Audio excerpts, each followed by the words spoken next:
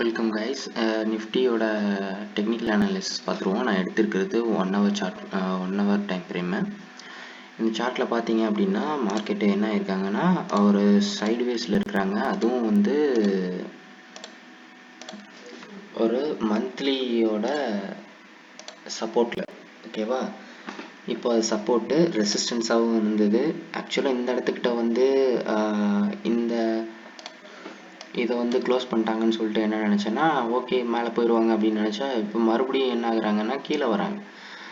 கீழே வர்றப்போ எனக்கு தெரிஞ்சு இது நிறைய டைம் வந்து இந்த சப்போர்ட் வந்து டெஸ்ட் பண்ணிட்டாங்க. இந்த சப்போர்ட்டை நிறைய டைம் டெஸ்ட் பண்ணிட்டாங்க. ஸோ எனக்கு தெரிஞ்சு மார்க்கெட்டு நாளைக்கு கீழே தான் விழுக போகிறாங்கன்னு நான் நினைக்கிறேன். பிகாஸ் நம்ம யூஎஸ்ஏ, ஈரான் மறுபடியும் என்ன ஆகுறாங்க அப்படின்னா சண்டை போட்டுக்கிறாங்க. ஸோ அது நம்ம மார்க்கெட்லேயும் வந்து ரிஃப்ளெக்ட் ஆகலாம். பிகாஸ் அந்த பெட்ரோல் டீசல்லாம் வர்ற அந்த பாத்வே வந்து என்ன பண்ணியிருக்காங்கன்னா மறுபடியும் க்ளோஸ் பண்ணிடுவாங்க. ஸோ நான் திறக்கவே இல்லைன்னு நினைக்கிறேன். அதனால தான் நம்மளுக்கு கேஸ் தட்டுப்பாடு அப்படி இப்படின்னாங்க. இப்போ மறுபடியும் அதே சண்டை. ஸோ மறுபடியும் அந்த பிரச்சனைகள் வர வாய்ப்பு இருக்குது. அதனால் மார்க்கெட் வந்து இதுக்கு முன்னாடி வந்துச்சு இல்லையா, அதே மாதிரி கீழே வர்றதுக்கான வாய்ப்புகள் வந்து ரொம்ப அதிகம். அப்படி கீழே வர்றாங்க அப்படின்னா எது வரைக்கும்னா இப்போதைக்கு வந்து இந்த ஏரியா, அதாவது 23,548 வரைக்கும் வரலாம்.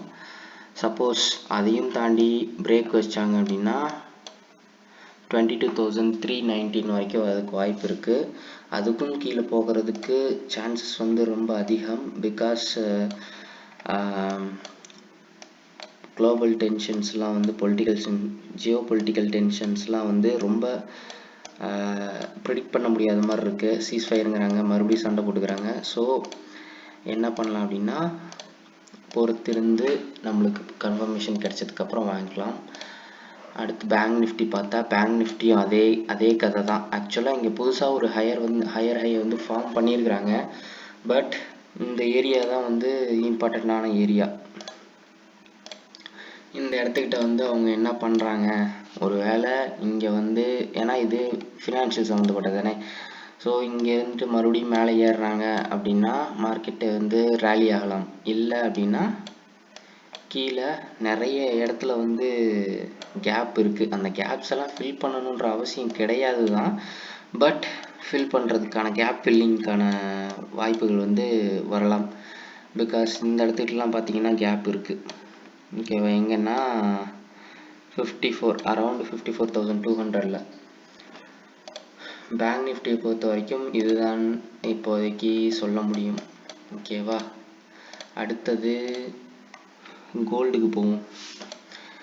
கோல்டு வந்து பார்த்தீங்க அப்படின்னா இவ்வளோ நாள் என்ன பண்ணிட்டு இருந்தாங்கன்னா மார்க்கெட்டு கீழே இறங்கிட்டு இருந்தாங்க.